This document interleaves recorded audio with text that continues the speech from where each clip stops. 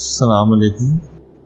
देखिए, दौर जदीद में अब हर घर में कम बेश टीवी होता है। उसमें अगर कोई शख्स अपने घर में टीवी नहीं रखता तो जिस तरह आपने बयान किया, बच्चे रिश्तेदारों के यहाँ जाके देख लेते हैं, पड़ोसियों के यहाँ जाके देख लेते हैं। ये असल चीज़ ये है कि बच्चों को जो कुछ भी देखें वो आपकी नज़रों के सामने देखें। और फिर एक तो ये कि हर वक्त उन्हें इसमें मगन नहीं रहना चाहिए। दूसरा ये कि खैर व शर का पूरा एक शऊर होना चाहिए कि इनसे क्या चीज़ गलत है, क्या सही है। तो यही तरीका मौजूदा हालात के एतबार से बेहतर है कि बच्चे जो भी करें आपकी निगाहों के सामने करें और एक हद में चीज़ें रहें।